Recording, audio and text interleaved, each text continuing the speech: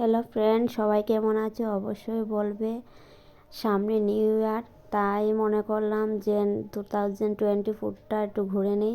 কেননা new year তো চলে আসছে, 2024টা তো আর পাবো না।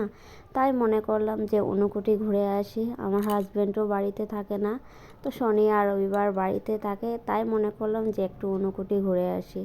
তাই আমরা তিনজন চলে গেলাম একটু ঘোরাঘুরি করতে। দেখো এখানে কত লোক এসেছে পিকনিক করতে। তো এবছর আমাদের যাওয়া হয়নি, নেক্সট ইয়ার যাওয়ার ইচ্ছে আছে, দেখি কি হয়। তারপর দেখো ঊনকোটির ভিতরে প্রবেশ করলাম, কত সুন্দর গাছগুলি দেখতে লাগছে, ওইখানে পিকচারগুলি খুব ভালো আসে। তো কত লোক এসেছে ঘুরতে, পিকনিক করতে, অনেক লোক।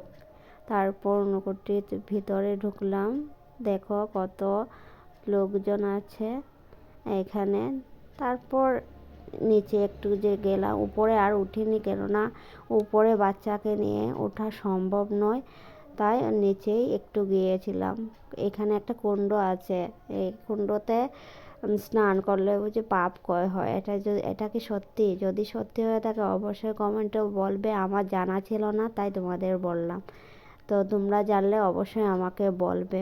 তারপর ওই কুণ্ডটার সামনে একটু গেলাম, গিয়ে ওইখানে একটু জল দিয়ে আমরা তিনজনে একটু জল গায়ে দিলাম, কেননা এখানে আসলে লোকেরা দেখি গায়ে জল দেয়, তো আমরা এটা করলাম।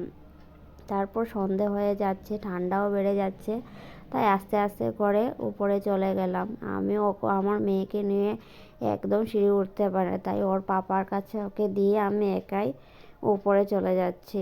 তারপর ওর পাপা আরও আসলো আস্তে আস্তে। দেখো এখন বাড়ি চলে যাচ্ছে। ওইখানে একটা সুন্দর জায়গা আছে, ওইখানে ফটোগুলি বেশ ভালো হয়, সবাই এখানে ওঠে, তাই আমরা তিনজন মিলে একটা এখানে ফটো তুললাম, তুলে বাড়ির উদ্দেশ্যে রওনা দিলাম।